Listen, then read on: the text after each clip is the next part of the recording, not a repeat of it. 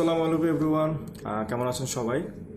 আশা করি ভালো আছেন। আজকে ইলাস্ট্রেটরে আমরা যেটা শিখবো সেটা হচ্ছে পাথফাইন্ডার।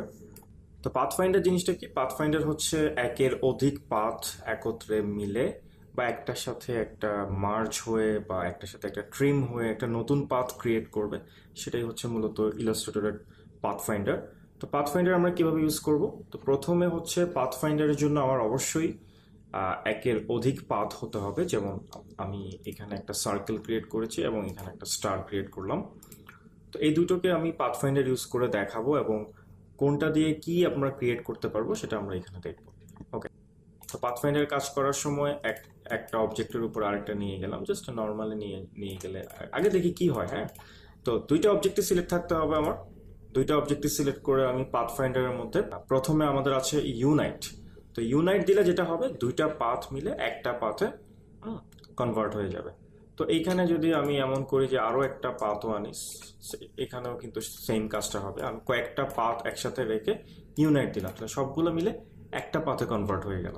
ঠিক আছে, তো আমি যদি অ্যালাইন করে দেখি তাহলে দেখি যদি নতুন কিছু ক্রিয়েট হয়। দুইটা অবজেক্টকে সিলেক্ট করলাম, horizontally align centre, vertically align centre এবং ইউনাইট। দেখেন আমরা একটা নতুন শেপ ক্রিয়েট করতে পারতেছি। ঠিক আছে, ওকে। সো আমি আন্ডু দিয়ে আমি আবার আগের স্টেপে ফিরে যাচ্ছি। এরপর আমরা যেটা দেখবো সেটা হচ্ছে আমাদের মাইনাস ফ্রন্ট। মাইনাস ফ্রন্টের কাজটা কি? আমি দুইটা দুইটা আমাদের পাথই সিলেক্ট করলাম। মাইনাস ফ্রন্টের কাজ হচ্ছে ফ্রন্টের অবজেক্টটা মাইনাস হয়ে যাবে এবং ব্যাকের ওই অংশটাকে সহ সে কেটে নিয়ে যাবে। তাহলে আমি দুইটা অবজেক্ট সিলেক্ট করলাম মাইনাস ফ্রন্ট। তাহলে দেখেন এখানে যে স্টারটা ছিল সেই স্টারটা তো চলে গেল এবং স্টারটা সেই জায়গা থেকে আমার পিছনের অবজেক্টটাকেও ডিলিট করে দিল। তো এইটা হচ্ছে আমার মাইনাস ফ্রন্ট। তাহলে আমি আবার আন্ডু দিয়ে ফিরে আনতেছি আগের জিনিসগুলো। দুইটা অবজেক্টকে সিলেক্ট করলাম। আমাদের এর পরেরটা হচ্ছে ইন্টারসেক্ট। তো ইন্টারসেক্ট হচ্ছে দুইটা অবজেক্টের কমন অংশটা থাকবে, বাকি অংশটা ডিলিট হয়ে যাবে। তাহলে আমরা দেখতে পাচ্ছি দুইটা অবজেক্টের কমন অংশটা হচ্ছে এখানে এই জায়গাটা। তো আমি যদি ইন্টারসেক্টে ক্লিক করি, এই যে শুধু এটাই থাকবে। আমি যদি অন্যভাবে ক্রিয়েট করে আমি যেভাবে রাখবো, আসলে এটা আমার রাখার উপর নির্ভর করতেছে। আমি যদি এইভাবে রাখি, এভাবে রেখে যদি আমি ইন্টারসেক্ট দিই, তাহলে এই জায়গাটা শুধুমাত্র থাকবে। তাহলে এটাও আমাদের আসলে কখন কি ধরনের ডিজাইন লাগবে সেটা তো আমরা বলতে পারি না। তো আমরা এভাবে বিভিন্ন ধরনের অবজেক্ট ক্রিয়েট করে নিতে পারি। ওকে, দেন এরপরে যেটা আছে আমাদের লাস্টে এক্সক্লুড। তাহলে অবজেক্ট দুইটা সিলেক্ট করলাম এবং এক্সক্লুডের কাজ হচ্ছে দুইটার আনকমন অংশগুলোকে রাখবে এবং কমন অংশটাকে ডিলিট করে দিবে। তার মানে হচ্ছে গতবারের উল্টা। তোরটা কি ছিল, ইন্টারসেক্টটা কি ছিল? তো ইন্টারসেক্টের কাজ ছিল কমন অংশটা থাকবে, বাকি অংশটা ডিলিট হয়ে যাবে। আর এক্সক্লুডের কাজ হচ্ছে কমন অংশটা ডিলিট হয়ে যাবে এবং বাকি অংশটা থেকে যাবে। তাহলে আমি আবার একটু বলে দিই। তাহলে ফার্স্ট স্টেপটা যেটা ইউনাইটের কাজ হচ্ছে একসাথে মার্চ করে ফেলা দুইটা অবজেক্টকে। মাইনাস ফ্রন্টের কাজ হচ্ছে ফ্রন্টেরটা ডিলিট হয়ে যাবে, পিছনেরটাকে নিয়ে। ওকে, দেন আমাদের ইন্টারসেক্টের কাজ হচ্ছে দুইটার কমন অংশ থাকবে এবং এক্সক্লুডের কাজ হচ্ছে দুইটার আনকমন অংশ থাকবে। ওকে, খুব সিম্পল। তো এগুলো ছিল আমাদের শেপ মোডস। এবার আসলে আমরা আমাদের পাথফাইন্ডারে আসি। তো সেম, আমি জাস্ট দুইটা অবজেক্টকে যে কোনোভাবে রাখতে পারি। তো আমাদের পাথফাইন্ডারগুলো একটু ডিফারেন্ট এবং এখানে পাথফাইন্ডারের মধ্যে সবচেয়ে বহুল ব্যবহৃত হচ্ছে প্রথম দুইটা, এবং প্রথমটার নাম হচ্ছে ডিভাইড এবং এটার নাম হচ্ছে ট্রিম। তো ডিভাইড এবং ট্রিম আমরা কিভাবে কাজে লাগাবো আসেন দেখি। তো দুইটা অবজেক্ট সিলেক্ট করলাম করে আমি যদি ডিভাইডে ক্লিক করি, ডিভাইডে ক্লিক করলে অবজেক্টটা গ্রুপ হয়ে গেছে। ঠিক আছে, তাহলে আমাকে রাইট ক্লিক করতে হবে। রাইট ক্লিক করে আনগ্রুপে ক্লিক করব, করে আমি একটা বাইরে ক্লিক করব যাতে ডিসিলেক্ট হয়ে যায়। দেন আমি আমার অবজেক্টগুলোকে সরানোর চেষ্টা করি। খেয়াল করেন আমার ডিভাইড যে কাজটা করছে, এই অবজেক্টটা যতভাবে ভাগ করা যায় তত ভাগে জিনিসটাকে ভাগ করে দিছে। তার মানে হচ্ছে দেখেন, আমরা যখন এই অবজেক্টটাকে সিলেক্ট করলাম, আমাকে কিন্তু অলরেডি দেখাচ্ছে যে এইটা একটা অবজেক্ট, এইটা আরেকটা অবজেক্ট, এইটা আরেকটা অবজেক্ট। তার মানে এই তিনোটা অবজেক্টকে আমরা আলাদা আলাদাভাবে করতে পারি, সেটা হচ্ছে ডিভাইড দিয়ে। আমি যদি মাল্টিপল অবজেক্ট রাখি, যেমন এখানে আমি একটা স্টার রাখলাম, এখানে আরেকটা স্টার রাখলাম, তাহলে আমি যখন সিলেক্ট করব তাহলে আমাকে কিন্তু অলরেডি আমি সিলেক্টেড অবজেক্টের মধ্যে খেয়াল করি যে এইটা একটা আলাদা অবজেক্ট হয়ে যাবে, এইটা একটা আলাদা হয়ে যাবে, এইটা এবং এইটা এবং এটা সবগুলো আলাদা হয়ে যাবে। তাহলে আমি আবার দিই ডিভাইডের পর অবশ্যই রাইট ক্লিক করে আনগ্রুপে ক্লিক করতে হবে। দেন আমরা যদি এগুলো একটু সরানোর চেষ্টা করি, এই যে দেন এটাকেও আমি আলাদা আলাদা সরিয়ে ফেলতে পারবো। তাহলে আমি একটা দুই তিনটা পাথ থেকে ডিফারেন্ট কিছু জিনিস আমরা ক্রিয়েট করতে পারবো। ঠিক আছে? অথবা এগুলো আরো কোথাও কোথায় ইউজ হয় আমি একটু করে যদি আমি আপনাদেরকে দেখাই দিই, যেমন বিভিন্ন লোগোতে আমাদের এই ধরনের কাজগুলো লাগে। যেমন আমি একটা সার্কেল ক্রিয়েট করলাম, এটাকে কপি করলাম, দুইটা সার্কেল ক্রিয়েট করলাম, একটা সার্কেল থেকে একটা সার্কেল ডিলিট করে দিলাম। আচ্ছা, এই ক্ষেত্রে যেমন আমি যদি মাল্টিপল কাজ একসাথে করতে পারি, লাইক আমি চাচ্ছি সব দিকে এরকম 3টা সার্কেল দিয়ে জায়গাগুলো ডিলিট হয়ে যায়, তাহলে সবগুলো সিলেক্ট করলাম, করে দিচ্ছি divide, right click, ungroup.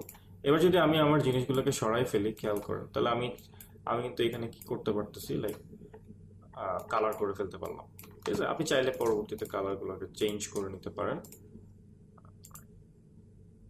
Like black black. খুব ইজিলি আমি একটা ডিজাইন ক্রিয়েট করে ফেললাম জাস্ট শুধুমাত্র পাথফাইন্ডার দিয়ে। আমি প্রত্যেকটা আলাদা আলাদা আমার পরে এগুলোকে গ্রুপ করে ফেলতে পারবো।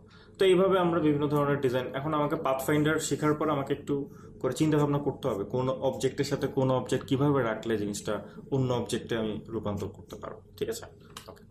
আবার ফিরে আসি আমরা ডিভাইডের পরে। ডিভাইডের পর আমাদের যেটা আছে সেটা হচ্ছে ট্রিম। তো ট্রিমের কাজটা মূলত মাইনাস ফ্রন্টের মতোই। তো আমাদের মাইনাস ফ্রন্টে যেটা ছিল সেটার কাজ ছিল ফ্রন্টেরটা ডিলিট হয়ে যাবে এবং ব্যাকের যতটুকু অংশ আছে ততটুকু সহ ডিলিট হয়ে যাবে এই। কিন্তু এখানে দেখেন আমার ফ্রন্টেরটা ডিলিটই হয়ে যাচ্ছে, কিন্তু আমি যদি ট্রিম দেই আমার কোনো কিছু ডিলিট হবে না, কিন্তু এটাকে সেইভাবেই কেটে ফেলবে। কিভাবে, দুইটাকে সিলেক্ট করি, আমি দিচ্ছি ট্রিম, ট্রিম দেওয়ার পর রাইট ক্লিক, আনগ্রুপ, বাইরে ক্লিক করবো এবং আমি এটাকে বের করি, এটাকে বের করি। ঠিক আছে, তো ট্রিম আর ডিভাইডের মধ্যে পার্থক্যটা হচ্ছে ডিভাইড ডিভাইড যদি হতো, ডিভাইড যদি করতাম আমরা, সেটা কি করতো আমাদের, ডিভাইড আমাদের এই অবজেক্টটা এবং মাঝখানের অবজেক্ট এবং এইটা তিনটা আলাদা করে দিত। কিন্তু সেই ক্ষেত্রে আমাদের ট্রিম যেটা করতেছে সেটা হচ্ছে শুধুমাত্র উপরের অবজেক্ট এবং নিচের অবজেক্ট নিয়ে কাজ করতেছে, কমন অবজেক্টটা নিয়ে কাজ করতেছে না। সো এটা আলাদা হয়ে যাবে এবং পিছনেরটা আলাদা হয়ে যাবে। তো এরপর আমরা চলে যাই হচ্ছে মার্জে। তো মার্জ আর ইউনাইট প্রায় সেম, শুধু ইউনাইট দিলে কালারটা একটা হয়ে যায়, মার্জ দিলে কালারটা চেঞ্জ হয় না, বাট আলটিমেটলি গ্রুপ হয়ে যাচ্ছে। আপনি চাইলে আনগ্রুপ করে নিতে পারেন। ঠিক আছে, এটা অ্যাকচুয়ালি খুব একটা কাজে লাগবে না, তো তাও দেখে রাখলে ভালো। ক্রপের কাজ হচ্ছে দুইটার কমন অংশ থাকবে, তো সেম অ্যাজ ইন্টারসেক্ট দিলে আমার কমন অংশটা থাকতেছে। তো আমি যদি এখানে ক্রপ দেই সেখানেও কমন অংশটাই থাকতেছে। ঠিক আছে, শুধু কালারটা এদিক সেদিক, তো এটা চেঞ্জ করা যাবে। আর হচ্ছে আমার এরপর হচ্ছে আউটলাইনের কাজ হচ্ছে আমার যে পাথগুলো দেখা যাচ্ছে সেগুলো শুধুমাত্র আউটলাইনগুলো থাকবে। আমি আউটলাইনে একটা ক্লিক করলাম, শুধু আউটলাইন থাকলো। দেন আমি যদি এটাকে রাইট ক্লিক করে আনগ্রুপ করে নেই, দেন আমি আমার প্রত্যেকটা জিনিসকে আলাদা আলাদা করে বের করে নিতে পারবো। সো আউটলাইন হয়ে গেল আলাদা আলাদা। ওকে, সো এটাও বিভিন্ন জায়গায় কাজে লাগে আমাদের, বিভিন্ন পাথ যখন আমাদের দরকার হয়। আর আমাদের যে লাস্টের অবজেক্টটা সেটার নাম হচ্ছে মাইনাস ব্যাক। তো আমাদের যে মাইনাস ফ্রন্ট ছিল সেটা ছিল উপরেরটা পিছনেরটাকে নিয়ে কেটে যাবে, আর মাইনাস ব্যাক হচ্ছে পিছনেরটা সামনেরটাকে নিয়ে কেটে যাবে, তাহলে বাকি অংশটা আমাদের থাকবে। সো মূলত এইগুলোই হচ্ছে আমাদের পাথফাইন্ডারের কাজ। তো আমি ছোট করে আরেকটা একটু ইন্টারেস্টিং কাজ দেখাই আপনাদেরকে পাথফাইন্ডার, আশা করি আরো কিছু জিনিস ক্লিয়ার হবে। আমি কিছু একটা টাইপ করলাম, লাইক একটা টেক্সট, এবং এটাকে একটু বোল্ড ফন্ট দিলাম। তো যদি আমি কোনো টেক্সটের সাথে পাথফাইন্ডার ইউজ করতে চাই, তাহলে আমাকে অবশ্যই টেক্সটটাকে আউটলাইন করে নিতে হবে, বিকজ টেক্সটটা হচ্ছে একটা আলাদা আলাদা ফরম্যাট। এটা আসলে পাথ না। আমি রাইট ক্লিক করে যখন আউটলাইন করব তখন এটা পাথে রূপান্তর হবে। ওকে, তাই আমি যদি এটার সাথে একটা এলিপসকে পাথফাইন্ডারে দিয়ে ট্রাই করে কাটাকাটির চেষ্টা করি, এখানে একটা এলিপস বসালাম, এলিপসে একটা ডিফারেন্ট কালার দিলাম, দেন আমি এই দুইটাকে সিলেক্ট করে আমি দিলাম হচ্ছে ডিভাইডে ক্লিক করলাম, রাইট ক্লিক, আনগ্রুপ। তো এরপর আমি এটাকে বের করে ফেলি, তাহলে দেখেন আমার সব কিছু আলাদা আলাদা ডিভাইড হয়ে গেছে, এবং যেগুলো এক্সট্রা পাথ আছে আমি সেগুলোকে ডিলিট করে দিয়ে হ্যাঁ একটা নতুন ডিজাইন করতে পারি। যেমন এগুলোকে সিলেক্ট করে আমি চাইলে স্যামসাং এর যে কালার সেটা দিতে পারি। এই যে খুবই ইজি। আমি যদি বলি যে আরো কিছু যদি হয়, যেমন সেম জিনিস দিয়ে, তো আমি এইটা সিলেক্ট করলাম, এইটা রাইট ক্লিক করে আউটলাইন করে নিতে হবে। দেন আমি যদি বলি যে আমি পেইন টুল দিয়ে কোনো কাজ করতে চাই এটার সাথে, তো পেইন টুল, দেন আমি জাস্ট র্যান্ডমলি কিছু পাথ বানানোর চেষ্টা করতেছি, একদম র্যান্ডমলি।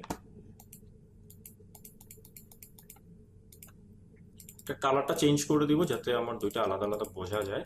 দুইটাকে সিলেক্ট করব। দেন আমি যদি সেম কাজটা করি, ডিভাইড, রাইট ক্লিক, আনগ্রুপ, আমি এটাকে বের করে দিই, তাহলে আমার এবার ডিজাইনটা একটু ডিফারেন্ট হলো। আর এক্সট্রা যে পাথগুলো ক্রিয়েট হয়ে গেছে সেগুলো ডিলিট করে দিলাম। একটা কালার দিয়ে দিই ব্লু।